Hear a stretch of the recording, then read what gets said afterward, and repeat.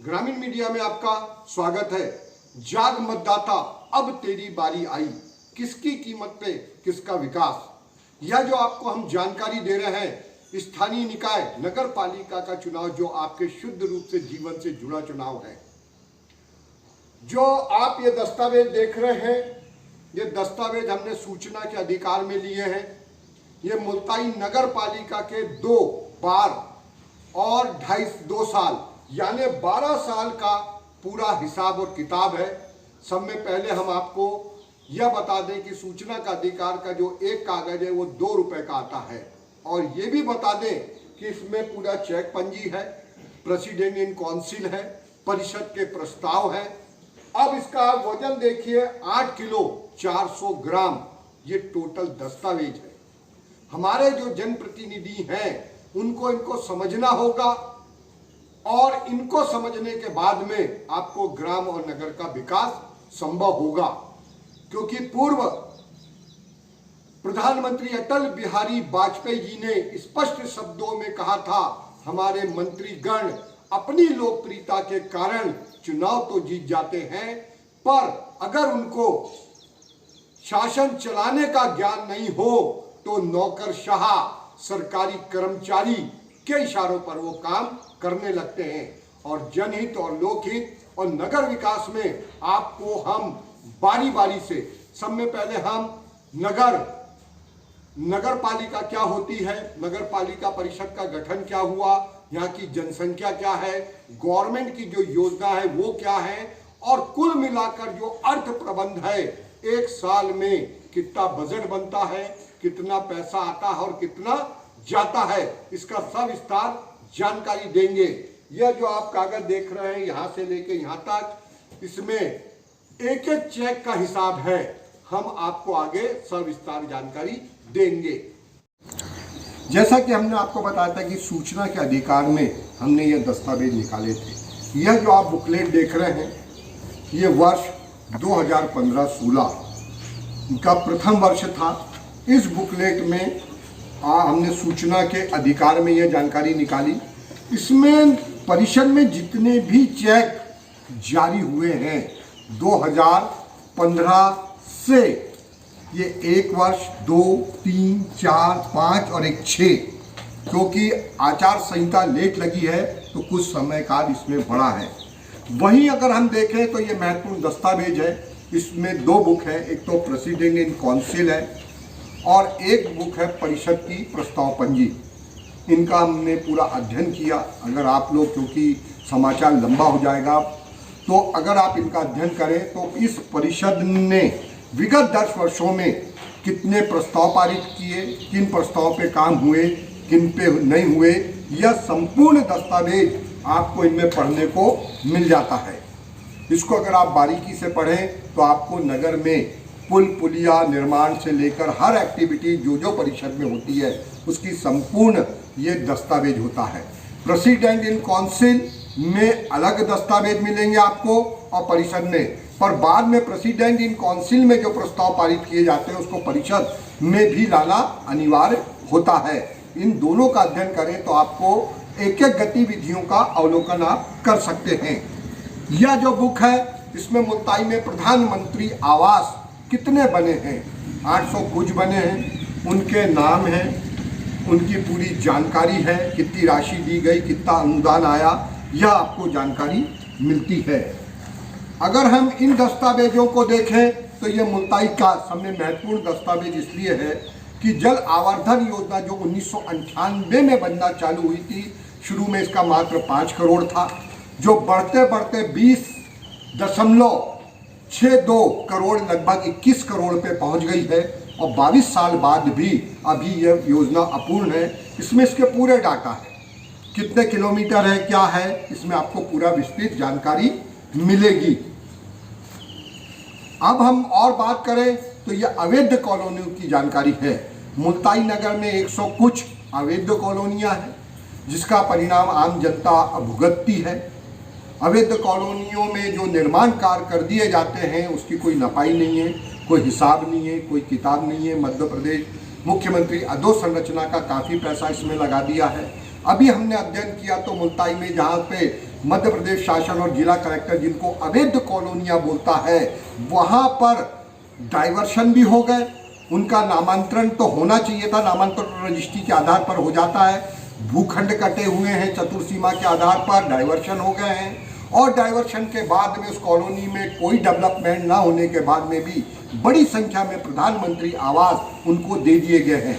हम प्रधानमंत्री आवास का विरोध नहीं कर रहे हैं, हमारा यह है कि नियम से जिनने कॉलोनी काटी है कृषि भूमि को, उसको विधिवत करना था, जिसका परिणाम गायत्री नगर भुगत रहा है, जिसका परिणाम रामनगर भुगत, अपने रामनगर नहीं, आप पटेलवाड़ चले जाइए, आप जिस भी मुल्ताई के क्षेत्र में चले जाएंगे आपको एक अवैध कॉलोनी मिलेगी जिसमें पानी भर रहा है, लोग परेशान हो रहे हैं। और यहाँ पर स्पष्ट मैं आरोप लगाऊंगा, कुछ सरकारी कर्मचारियों की मिलीभगत से यह पूरे काम ऑपरेट किए हैं। इसकी अगर मध्य प्रदेश शासन जांच करे तो बहुत चौंकाने वाले परिणाम मिलेंगे। आम जनता होती है परेशान, किसी का सेप्टिक टैंक का पानी किसी के आंगन में आ रहा है, पानी भर रहा है, बदबू आ रही है और लोग हो रहे हैं परेशान। इसकी भी पूरी जानकारी हमारे पास में वित्त प्रमाण है। 1900 इसके पहले की जो परिषद थी उसका हमने जांच कराई थी, इन्हीं दस्तावेजों के आधार पर 1,23,00,000 रुपए की रिकवरी निकली थी। प्रेसिडेंट काउंसिल के सभी लोगों ने बयान में बताया था किस प्रकार से घर घर जाकर दस्तखत लिए जाते थे। यह भी एक पूरा जांच प्रतिवेदन है जिसमें जांच दल ने जो मुकदमा दर्ज किया था उसमें 420, 468, 120 भी, और ये पूरा की पूरा एक प्रमाण है। हमारी सीमाएं शिकायत तक के थी, इसके बाद गवर्नमेंट जो चाहे वह करे। इसके बाद में ये पूरा नगर का एक सिटी प्लान है। इस सिटी प्लान में मुल्ताई नगर कैसा होगा, कहाँ ग्रीन ज़मीनें हैं, कहाँ रेड ज़मीनें हैं, कहाँ औद्योगिक नगर है, कहाँ ट्रांसपोर्ट नगर है, इसका सविस्तार इस बुकलेट में पूरी जानकारी दी हुई है, नक्शे हैं, सब है, कहाँ कॉलोनियाँ कटेगी कहाँ नहीं कटेगी, ये पूरा इसके अंतर्गत है। इस समाचार को बनाने के पीछे इसके बाद में हमने यहाँ का पूरा ये निकाला तो अभी हमको जानकारी में आया वर्ष 2019-20 में 24 करोड़ 16,09,054 रुपये 14 पैसे का यहाँ पे पूरा हिसाब किताब हुआ है। नगर पालिका में ये बहुत 19-20 है, बजट एक अनुमानित होता है, तो अनुमानित से ये ज़्यादा नहीं हो सकता है। इसकी भी मध्य प्रदेश सरकार अगर जांच करे तो आपको कई चौंकाने वाले परिणाम आएंगे। कुल मिलाकर हमारा केवल यह निवेदन है कि हमारे जो जनप्रतिनिधि हैं, अटल बिहारी वाजपेयी ने जो कहा था कि इनका प्रशिक्षण होना चाहिए और इनको जनहित और लोकहित में सोचना चाहिए। परिषद में बैठकर अगर ये अच्छे निर्णय लेंगे तो नगर करेगा विकास, नहीं तो अरबों नहीं खरबों रुपए आप बहा देना। आज नगर की हालत देखिए, अतिक्रमण से पटा पड़ा है। 24 साल से पेयजल की योजना यहाँ पर अभी भी नहीं आई है। जो हमारे लीडर चुने जाते हैं वो गैर संवैधानिक प्रस्ताव पारित करते हैं, जैसे कि पूर्व में NH की जो सुरक्षित भूखंड है उस पर जिम बनने वाली थी, जबकि सभी को मालूम है कि उस भूखंड के आजू बाजू में अधिग्रहित जमीनों पे कोई निर्माण कार्य नहीं किए जा सकते। यहाँ एक साइंस पार्क की योजना लाई थी जो कि नियम से इनको शासन से वो ज़मीनें लेना था, सामुदायिक भवन को ले लिया, समिति बनाई गई। बाद में जब बात समझ में आई तो प्रस्ताव उसका गिरा। तो जनहित और लोकहित में पूरे सोच विचार कर आप निर्णय लीजिए। हमने इसके पहले सब्जी बाजार में एक प्रति शब्द का भी विरोध किया था। प्रति बोरी और प्रति प्लाट के अंतर के कारण किसानों को होती है काफ़ी दिक्कत। आगे अगर आपको हम बताएंगे, जैसे ये आप देखिए कार्यालय नगर पालिका मुख्यमंत्री स्वरोजगार योजना आर्थिक कल्याण योजना वर्ष 2016-17 और 18-19 में मुल्ताई में 40 लाख से लेकर 2 लाख तक जितने भी ऋण दिए हैं यह उसकी पूरी सूची है।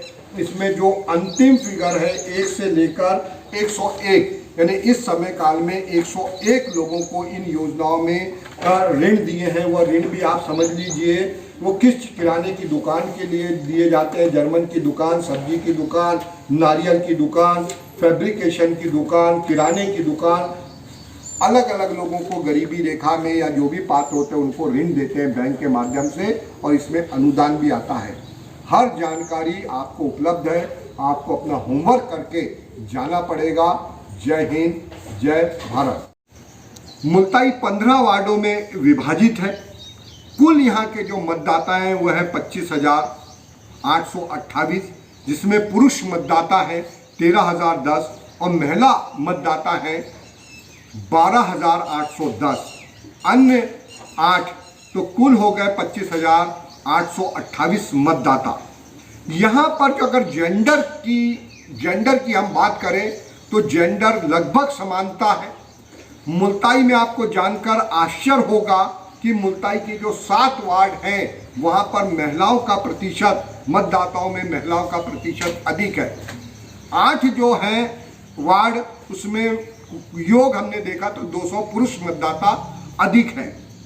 यहाँ पे 15 वार्डों की जो अगर हम बात करें तो सब में बड़ा वार्ड यहाँ पर ताप्ती वार्ड है, जिसकी जनसंख्या 2898 है। वहीं अगर हम देखें तो जो सब में छोटा वार्ड है वह गुरु साहब वार्ड है, जिसकी जनसंख्या 1072 है। अगर हम ताप्ती वार्ड से गुरु साहब वार्ड की तुलना करें तो भारी अंतर है, इसको भी शासन ने देखना चाहिए। वार्ड है Tapti ward, Tilak ward, Bhagat Singh ward, Subhash ward, Shastri ward, Guru Sahab ward, Mahavir ward, Vivekanand ward, Nehru ward, Azad ward, Patel ward, Gandhi ward, Ambedkar, Rajiv Gandhi और इंदिरा गांधी वार्ड। तो कुल यहाँ पर वार्डों की संख्या 15 है वर्तमान में।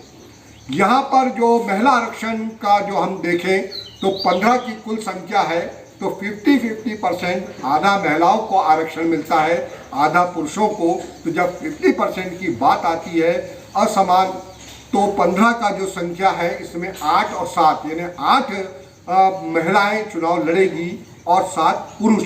ये यहाँ का चुनाव का आरक्षण व्यवस्था है महिला पुरुष में। जेंडर भी हमने आपको समझाया। 15 वार्डों में अगर हम आवासों की संख्या देखें, जो 15 वार्डों में मकान है, घर है, वहाँ यहाँ पर टोटल 7,000 आवास है और 2,000 रिक्त भूखंड है।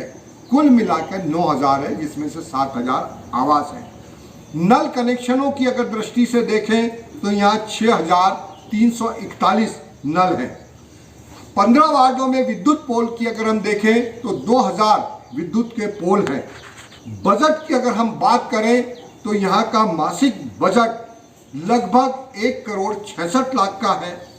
वार्षिक बजट की अगर हम देखें तो 20 करोड़ रुपए का होता है। और अगर हम 5 सालों का बजट का पूरा आकलन करें, जो चुनाव का समय काल है संविधान प्रदत्त, तो 1 अरब के ऊपर यहाँ का पूरा हिसाब किताब जाता है। इस नगर में अगर हम गरीबी रेखा की बात करें तो कुल जो आबादी है इसमें से 3,200 गरीब यहाँ पर निवास करते हैं। संबल कार्डधारी लोगों की बात करें, संबल योजना की, तो यह आंकड़ा चौंकाने वाला है। यहाँ पर 9,067 संबल योजना के कार्ड, पात्र कार्ड हैं। पूर्व में ये 14,000 थे। कांग्रेस के शासनकाल में इसकी छटनी की, जो 9,000 पे रुके। यहाँ एक बात का विशेष ध्यान देना, यहाँ कुल मकान है 7,000 और 7,000 मकानों में 9,000 संबल कार्डधारी हैं। इसका मतलब है कि कुछ घरों को अगर शुद्ध रूप से छोड़ दो तो एक एक घर में संबल के कार्ड कुछ ज़्यादा नज़र आ रहे हैं। कर्मकार की अगर हम बात करें, कर्मकार कार्ड की, तो यहाँ पर 959 कर्मकार कार्ड जारी है। इंदिरा गांधी वृद्धा पेंशन की बात करें तो 708 है।